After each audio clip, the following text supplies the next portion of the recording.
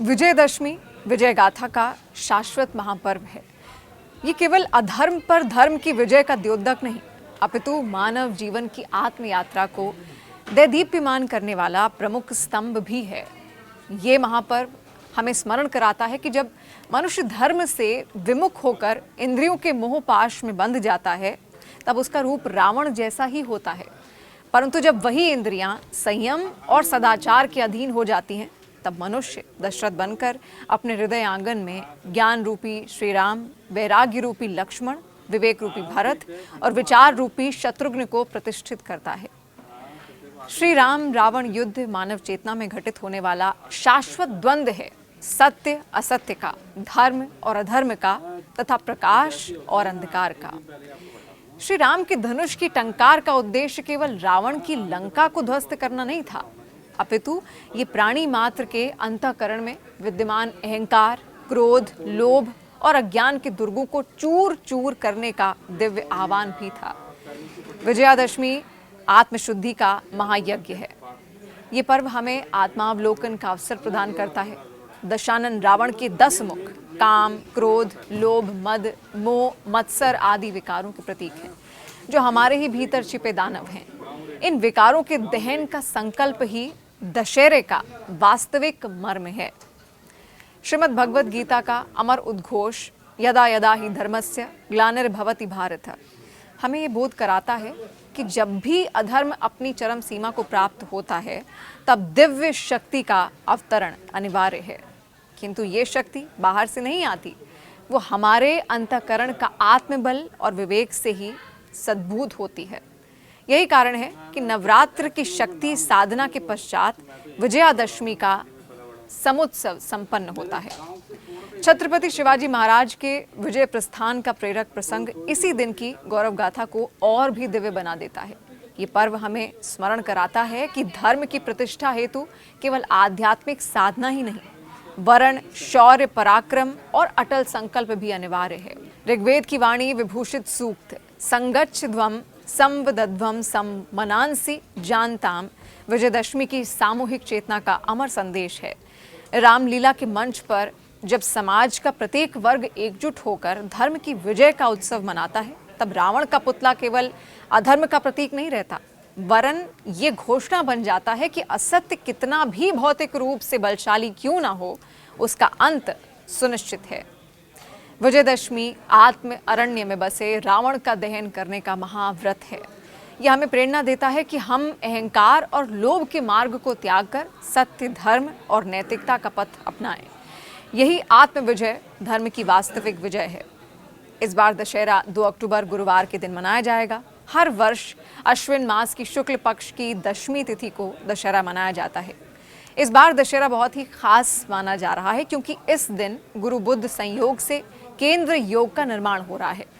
दरअसल अक्टूबर को सुबह 2:27 पर बुद्ध गुरु एक दूसरे से 90 डिग्री पर स्थित होंगे, जिससे केंद्र दृष्टि योग का निर्माण होगा। ज्योतिष शास्त्र के अनुसार केंद्र दृष्टि योग एक ऐसा कोणीय संयोग है जब 2 ग्रह एक दूसरे से 90 डिग्री की दूरी पर स्थित होते हैं, खासकर जब वो शक्तिशाली और विपरीत स्वभाव के हों। ऐसा योग बनने पर जातक को विशेष लाभ भी मिलते हैं। पूरे 50 साल बाद ऐसे दुर्लभ संयोग बन रहे हैं, जो कई राशियों के लिए सोने पर सुहागे साबित हो सकते हैं। ये महासंयोग कुछ राशि के जातकों के लिए गोल्डन टाइम की शुरुआत भी होंगे, जिससे उनके जीवन में सुख, समृद्धि और सफलता के नए द्वार खुलेंगे। इस दिन रवि योग, सुकर्मा योग और धृति योग का भी निर्माण होने जा रहा है। अब समझिए ये योग हैं क्या। रवि योग, ये योग सभी प्रकार की अशुभताओं को नष्ट करने वाला और कार्यों में सफलता दिलाने वाला माना जाता है। इस योग में किए गए सभी कार्य सफल होते हैं, मान सम्मान में वृद्धि होती है। फिर है सुकर्मा योग। ये योग अत्यंत शुभ फलदायी होता है। इस योग में शुरू किए गए काम बिना किसी बाधा के पूरे होते हैं और भाग्य का साथ भी मिलता है। धृति योग, ये योग स्थिरता और धैर्य प्रदान करने वाला माना जाता है। इस योग में लिए गए निर्णय लंबे समय तक लाभ देते हैं। इसके साथ ही दशहरे के अगले दिन यानी 3 अक्टूबर को बुध मंगल की युति भी होने जा रही है। बुध ग्रह बुद्धि, वाणी और व्यापार के कारक हैं, वहीं मंगल ग्रह ऊर्जा, साहस और पराक्रम के कारक हैं। इन दोनों ग्रहों का मिलन कई राशियों के लिए शुभ फल लेकर आएगा। इन दुर्लभ संयोगों के कारण कुछ राशियों के जीवन में सकारात्मक परिवर्तन भी आएंगे। और यहाँ एक और समझने वाली बात भी है, विजयदशमी और दशहरा दोनों अलग अलग हैं। अगर आप भी विजयदशमी और दशहरा इन दोनों को एक ही अब तक समझते थे तो आप गलत थे। वो आज हम आपको बताएंगे कि आखिर इन दोनों पर्वों के बीच का अंतर क्या है। अश्विन माह के शुक्ल पक्ष की दशमी तिथि पर दशहरे का पर्व मनाया जाता है।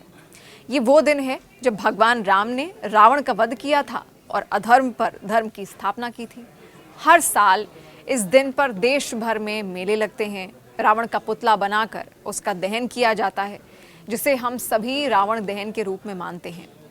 साथ ही लोग इस दिन पर अपने अंदर की रावण रूपी बुराइयों का दहन करने का भी संकल्प लेते हैं।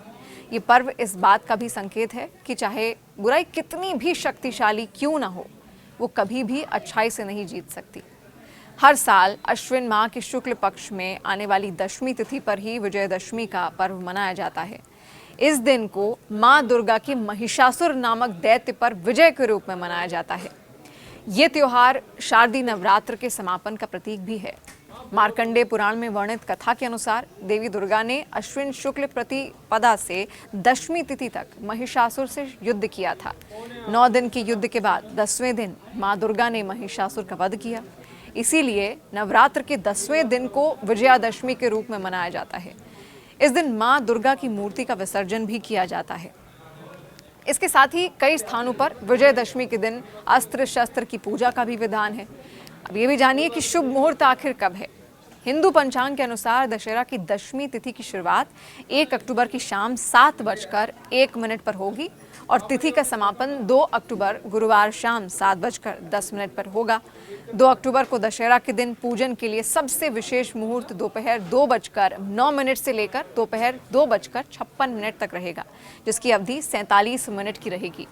वहीं अपराह्न पूजा का समय देवी अपराजिता और शस्त्रों के पूजन का जो समय है दोपहर 1:21 से लेकर दोपहर 3:44 तक रहेगा, जिसकी अवधि 2 घंटे 22 मिनट ही रहेगी। दशहरा या कहें विजयादशमी के दिन रावण दहन हमेशा प्रदोष काल में किया जाता है।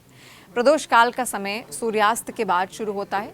इस दिन सूर्यास्त का समय शाम 6:05 पर शुरू होगा और इसी के बाद से रावण दहन भी शुरू हो जाएगा। दशहरे के दिन शमी का पौधा लगाना शुभ माना जाता है। अगर आपके पास बगीचा है तो वहाँ या फिर घर में गमले में शमी का पौधा आप लगा सकते हैं। इस पौधे को दक्षिण दिशा में रखने से घर में नकारात्मक ऊर्जा नहीं आती और खुशहाली बनी रहती है। वहीं एक परंपरा है कि दशहरे के दिन झाड़ू खरीदकर मंदिर में दान करना चाहिए और ज़रूरतमंदों को भी देना चाहिए। इससे आर्थिक स्थिति अच्छी रहती है। दशहरे के दिन झगड़ा फसाद करने से बचना चाहिए। साथ ही झूठ बोलकर काम नहीं बनाने चाहिए और परिवार में विवाद बिल्कुल नहीं बढ़ाना चाहिए, बल्कि लोगों को मिलजुल कर घर का सकारात्मक माहौल बनाना चाहिए। साथ ही इस दिन भगवान राम की पूजा कर उनकी प्रार्थना करनी चाहिए कि हमारे जीवन में साहस, समृद्धि और सुख बढ़े। इस दिन शमी वृक्ष, जिसे क्षमा वृक्ष या विजय वृक्ष भी कहा जाता है, उसकी पूजा करने, उसके पत्तों का आदान प्रदान करने की परंपरा प्राचीन काल से ही प्रचलित है। लेकिन कम लोग ये जानते हैं कि दशहरे के दिन शमी के पत्ते को शिवलिंग पर चढ़ाने की भी एक गहरी आध्यात्मिक और धार्मिक मान्यता है। आपने देखा होगा, रावण दहन के अगले दिन लोग राख को भी घर लाते हैं। अब सवाल है कि आखिर लोग इस राख को घर पर क्यों लाते हैं? रावण की राख का किया क्या जाता है? रावण की राख और लकड़ियां कितनी शुभ हैं? आइए जानते हैं इस बारे में भी। अक्सर आपने देखा होगा कि लोग रावण दहन के तुरंत बाद उस राख को अपने घर पर ले आते हैं। आपको बता दें कि इस राख की लकड़ी को कई समस्याओं में कारगर माना जाता है। तंत्र शास्त्र के मुताबिक इस राख को घर में रखने से आपके बिगड़े काम बन सकते हैं। इसके अलावा इस राख में कुछ उपायों से कभी भी धन धान्य की कमी नहीं होती। यही नहीं, घर से बुरी शक्तियां दूर होती हैं। यदि आप रावण दहन देखने के लिए जा रहे हैं, आपको उसकी राख मिलती है, तो आप इस राख से अपने माथे पर तिलक जरूर लगाएं। ऐसा करने से आपको शत्रुओं पर विजय प्राप्त होगी, ऐसा शास्त्र मानते हैं। और इस राख से उपाय करने से धन लाभ भी होगा। अगर आपका व्यापार ठीक से नहीं चल रहा है तो इस राख को किसी कपड़े में बांधकर साफ जगह पर रखें और इससे आपको आपके व्यापार में लाभ की संभावनाएं बढ़ती हैं। यदि आपके घर को किसी की बुरी नज़र लग गई है और आपके बनते हुए कार्य बिगड़ रहे हैं तो आप रावण दहन की राख को अपने घर के चारों ओर घुमाकर बाहर फेंक दें। ऐसा करने से भी नज़र दोष दूर होते हैं। रावण दहन के बाद यदि कुछ लकड़ी बच गई तो आप इसे उठाकर रख लें और इसे घर में भी शुभ स्थान पर रखा जाता है। खास तौर पर आप इसे अपने घर के मुख्य द्वार पर भी रखें। ऐसा करने से धन लाभ हो सकता है। इसके अलावा आप इस लकड़ी को तिजोरी में भी रख सकते हैं। ऐसी भी मान्यताएं हैं कि इसको तिजोरी में रखने से शुभ फल मिलते हैं। धार्मिक मान्यताओं के अनुसार विजयादशमी के दिन किया गया दान व्यक्ति को अक्षय फल देता है। शास्त्रों के अनुसार इस दिन गुप्त दान को सबसे शुभ माना गया है। इस दिन किसी ज़रूरतमंद, गरीब या ब्राह्मण को अन्न और वस्त्र का दान करना चाहिए। ऐसा करने से घर की दरिद्रता दूर होती है, परिवार में सुख शांति बनी रहती है। झाड़ू को धन का प्रतीक माना जाता है। ये घर से दरिद्रता और नकारात्मक ऊर्जा को दूर करता है। विजयादशमी के दिन किसी धार्मिक स्थान या जरूरतमंद को नई झाड़ू का दान करने से घर के वास्तु दोष भी दूर होते हैं और आर्थिक स्थिति इससे मजबूत होती है। ज्योतिष शास्त्र के अनुसार दशहरे पर पीले वस्त्रों का दान करना बेहद शुभ होता है। ऐसा माना जाता है कि इससे कारोबार में आ रही रुकावटें दूर होती हैं और करियर में उन्नति मिलती है। सुहागिन महिलाओं को इस दिन श्रृंगार की सामग्री का दान करना चाहिए। इससे माँ दुर्गा, माँ लक्ष्मी की कृपा मिलती है और साथ ही पारिवारिक जीवन में खुशहाली और समृद्धि भी आती है। दान करते समय इन बातों का ध्यान रखें कि दान हमेशा ब्राह्मणों, साधुओं या ज़रूरतमंद लोगों को ही करना चाहिए। इस दिन नुकीली या फिर धारदार चीज़ें, चमड़े से बनी वस्तुओं का दान करने से भी बचना चाहिए, क्योंकि इन्हें अशुभ माना जाता है। दान करने के बाद किसी को बताना नहीं चाहिए। दान करते समय घमंड भी नहीं करना चाहिए। रामायण में दशहरे की कथा और उससे मिलने वाली सीख केवल एक धार्मिक घटना नहीं है, बल्कि ये हमारे जीवन को सही दिशा दिखाने वाली शिक्षा भी है।